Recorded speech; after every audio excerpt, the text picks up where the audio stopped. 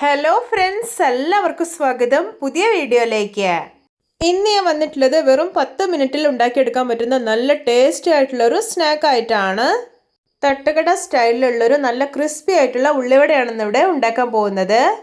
Video കണ്ടിട്ട് ഇഷ്ടപ്പെടുവാണെങ്കിൽ like ചെയ്യുക, ഷെയർ ചെയ്യുക, കമൻറ്റ് ചെയ്യുക, ചാനൽ സബ്സ്ക്രൈബ് ചെയ്യാനും മറക്കരുത്. പിന്നെ ഫേസ്ബുക്കിലൂടെയാണ് വീഡിയോ കാണുന്നതെങ്കിൽ പേജ് ഫോളോ കൂടി ചെയ്യണേ. അപ്പോൾ നമുക്ക് നേരെ വീഡിയോയിലോട്ട് പോവാം.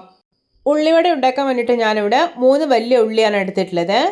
ഞാനിത് കനം കുറച്ച് മുറിച്ചതിന് ശേഷം ഒരു ബൗളിലേക്ക് ഇട്ട് കൊടുത്തിട്ടുണ്ട്. ഇനി ഇതിലോട്ട് ആവശ്യത്തിന് ഉപ്പ് ചേർത്ത് കൊടുക്കാം. എന്നിട്ട് കൈകൊണ്ട് നന്നായിട്ടൊന്ന് തിരുമ്മി യോജിപ്പിച്ചെടുക്കാം. ഈ ഉള്ളിയിലുള്ള നീരെല്ലാം പുറത്തേക്ക് വരണം. ആ ഒരു പാകമാവും വരെ തിരുമ്മിയെടുക്കണം. ഇപ്പോൾ ഇതാ ഉള്ളി കണ്ടോ, നല്ല സോഫ്റ്റ് ആയിട്ട് കിട്ടിയിട്ടുണ്ട്. ഇനി ഇതിലോട്ട് മറ്റുള്ള ഇൻഗ്രീഡിയൻസ് എല്ലാം ചേർത്ത് കൊടുക്കാം. 2 പച്ചമുളക് അരിഞ്ഞത്, ഒരു കഷ്ണം ഇഞ്ചി അരിഞ്ഞത്, പിന്നെ കറിവേപ്പില, ഇതെല്ലാം ഇട്ട് കൊടുക്കാം.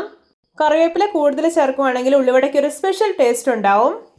നിങ്ങളുടെ എരിവിനനുസരിച്ച് പച്ചമുളകിൻ്റെ അളവ് കൂട്ടുകയോ കുറയ്ക്കുകയോ ചെയ്യാവുന്നതാണ്.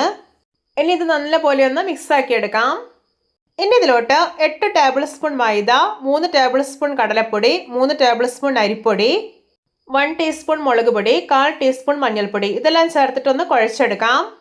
ഇപ്പോൾ ഒരു മാവ് കണ്ടോ, നല്ല തിക്കായിട്ടാണ് ഇരിക്കുന്നത്. ഇത് കുറച്ചൊന്ന് ലൂസായിട്ട് എടുക്കണം. അതിനായിട്ട് കുറച്ചൊന്ന് വെള്ളം തെളിച്ചു കൊടുക്കാം. എന്നിട്ട് വീണ്ടും കുഴച്ചെടുക്കാം. വെള്ളം ചേർക്കുമ്പോൾ പ്രത്യേകം ശ്രദ്ധിക്കണേ, കൂടി പോവരുത്. ഈ ഒരു മാവിൻ്റെ കൺസിസ്റ്റൻസി കുറച്ചൊന്ന് തിക്കായിട്ടിരിക്കണം, ഓവർ ലൂസായി പോകാൻ പാടില്ല.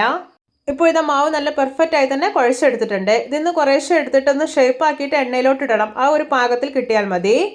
ഞാനിത് ഒരു മീഡിയം കട്ടിയോടെ മാവ് ഒന്ന് ഷേപ്പ് ചെയ്തെടുത്തിട്ടുണ്ട്. ഇനി ഇത് തിളച്ച എണ്ണയിലോട്ട് ഇട്ട് കൊടുക്കാം. ഇനി ഇതൊരു മീഡിയം ഫ്ലെയിമിൽ വെക്കുക. എന്നിട്ട് തിരിച്ചു മറിച്ചിട്ടിട്ട് ഫ്രൈ ചെയ്തെടുക്കാവുന്നതാണ്. ഈ മാവ് ഉണ്ടാക്കിയിട്ട് പെട്ടെന്ന് തന്നെ ഉള്ളിവട ഉണ്ടാക്കിയെടുക്കണം. റെസ്റ്റ് ചെയ്യാൻ വേണ്ടി വെക്കരുത്. കാരണം റെസ്റ്റ് ചെയ്യാൻ വേണ്ടി വെക്കുമ്പോൾ മാവ് കൂടുതലായിട്ട് ലൂസായി പോവും. ഇപ്പോൾ ഇത് ഉള്ളിവട കണ്ടോ, 2 സൈഡും നന്നായിട്ട് മുരിഞ്ഞ് നല്ലൊരു ബ്രൗൺ കളറായിട്ടുണ്ട്. അപ്പോൾ ഇത് പാകമായിട്ടുണ്ട്. ഇതിനെ എണ്ണയിൽ നിന്ന് കോരി മാറ്റാം. ഇതുപോലെ മറ്റുള്ള എല്ലാ ഉള്ളിവടയും റെഡിയാക്കി എടുക്കാം. നമ്മുടെയൊക്കെ വീട്ടിൽ എപ്പോഴും ഉണ്ടാകുന്ന വളരെ കുറഞ്ഞ ഇൻഗ്രീഡിയൻസ് മാത്രം മതി കേട്ടോ ഈ ഒരു തട്ടുകട സ്റ്റൈലിലുള്ള ഉള്ളിവട ഉണ്ടാക്കിയെടുക്കാനായിട്ട്. നിങ്ങൾ എല്ലാവരും ഇതുപോലെ ഒന്ന് ഉണ്ടാക്കി നോക്കണേ. ഇപ്പോൾ ഇത് രണ്ടാമത്തെ ഉള്ളിവടയും കണ്ടോ, നല്ല പെർഫെക്റ്റ് ആയി തന്നെ റെഡി ആക്കിയിട്ടുണ്ട്. ഇതും എണ്ണയിൽ നിന്ന് കോരി മാറ്റാം. ഇത് കാണാൻ തന്നെ എന്തൊരു ഭംഗിയാണല്ലേ. കാണുന്ന പോലെ തന്നെയാണ് കഴിക്കാനും സൂപ്പർ ടേസ്റ്റിയാണ്.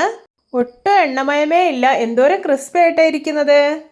എല്ലാവർക്കും എൻ്റെ തട്ടുകട സ്റ്റൈൽ ഉള്ളിവട റെസിപ്പി ഇഷ്ടപ്പെട്ടെന്ന് വിചാരിക്കുന്നു. ഇഷ്ടപ്പെട്ടാൽ സപ്പോർട്ട് ചെയ്യാൻ മറക്കരുതേ. അപ്പോൾ ഇതുപോലെയുള്ള വെറൈറ്റി വീഡിയോകളായി നമുക്ക് വീണ്ടും കണ്ടുമുട്ടാം. Okay, bye bye.